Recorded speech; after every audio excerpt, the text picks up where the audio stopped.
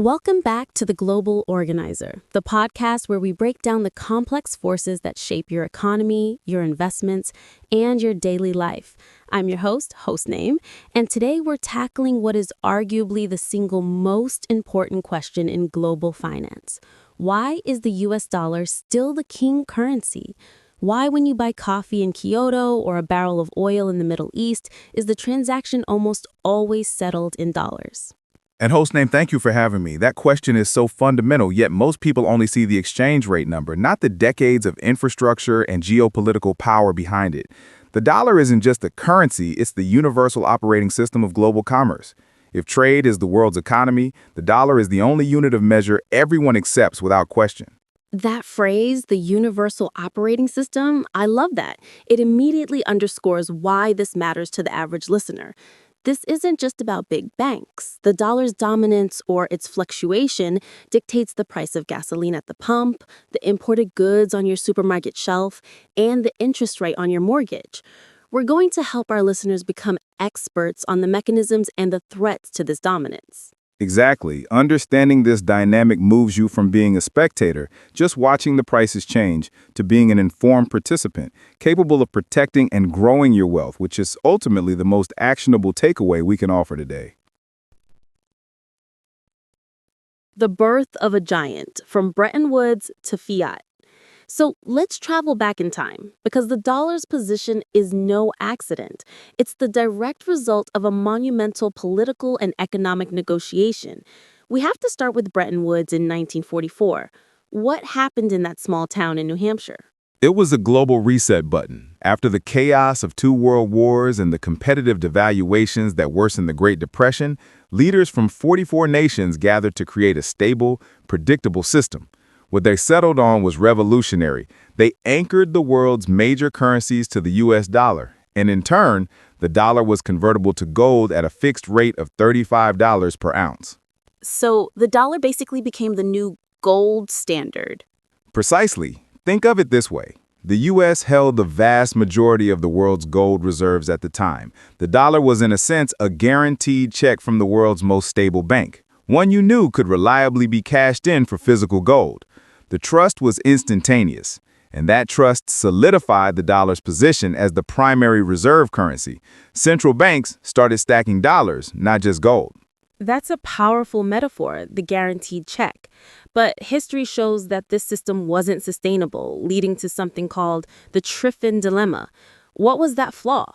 The dilemma was inherent. For the rest of the world to have enough dollars to conduct all this massive, expanding international trade, the U.S. had to constantly run trade deficits, meaning we had to send more dollars out than we took in.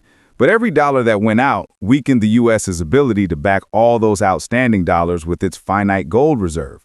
Eventually, the dollars out in the world exceeded the gold supply in the U.S. vaults. The trust was eroding. And that led to the pivotal moment in 1971, the Nixon shock.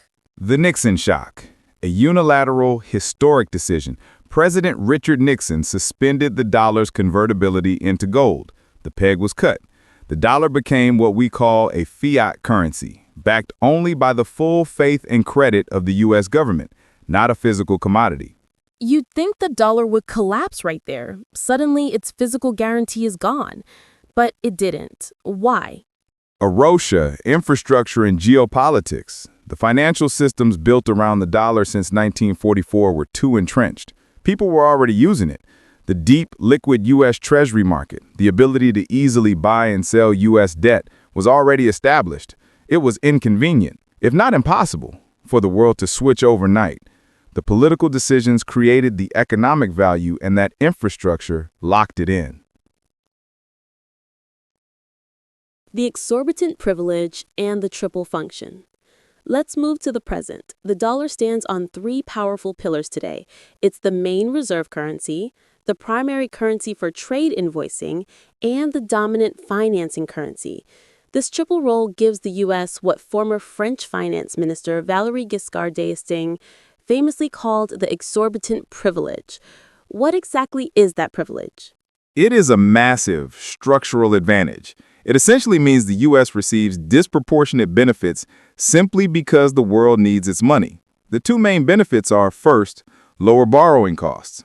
That's because every central bank, every major investor, every sovereign wealth fund is constantly buying U.S. Treasury bonds just to keep dollars in reserve. Exactly. That artificially high, constant demand for U.S. debt keeps our interest rates lower than they would otherwise be. We have access to cheaper credit than virtually any other country. And the second benefit, and this is huge, is the capacity to self-finance and export inflation. So, when the U.S. needs to finance a trade deficit or a massive fiscal stimulus, it issues more debt and essentially prints more dollars. Right. And because the rest of the world needs those dollars to buy oil, commodities, and settle trade, they absorb that new supply. The inflation, the devaluation effect of printing money, is partially exported overseas to all the countries holding those dollars. It's like having a sponge that absorbs the excess liquidity, and that sponge is the global economy. That's a fantastic way to put it. Now, let's bring it down to the individual wallet. Especially for listeners outside the U.S., how does dollar strength or weakness act like a domino effect on their daily economy? For anyone living in a non-U.S. country, a strengthening dollar is like a rising tide for their imported costs. Let's look at three areas. Commodity prices: oil, gold, copper, wheat, they're all priced in dollars. If the dollar strengthens by 10% against the euro, Europe now needs 10% more euros to buy the same barrel of oil. The clear result is higher energy prices, higher food prices. Imported inflation. If your country imports any finished goods, think machinery, tech components, iPhones, those dollars are strength. Makes those goods immediately more expensive, driving up domestic inflation, which, as we know, is the silent tax on savings. External debt. This is the scariest part. Many developing nations have debt denominated in dollars. When the dollar strengthens, their revenue in local currency shrinks relative to their debt obligation in dollars. Repaying that debt becomes exponentially more difficult, sometimes leading to sovereign debt crises. It's truly a zero-sum game in that sense. The dollar's gain is the importer's cost. So for listeners in importing countries, the takeaway is simple. Diversification is their personal insurance policy against that local devaluation. Absolutely. Controlling the tide means not letting it sweep you away. Having a small, strategic portion of savings or assets linked to the dollar is often a conservative, protective strategy in volatile markets. The petrodollar system, the rocket booster. If Bretton Woods was the foundation for the dollar, then the petrodollar system was the rocket booster that ensured its survival after the link to gold was broken. This is a chapter many people don't fully understand. Tell us about the Great Open Secret Pact. The agreement came about immediately after the Nixon shock and the 1973 oil crisis. The U.S. made a crucial negotiation with Saudi Arabia, the major oil power. The pact was simple, yet brilliant in its execution. And what was the mechanism? Two main parts. First, Saudi Arabia agreed to sell its oil only in U.S. dollars. No euros, no yen, only dollars.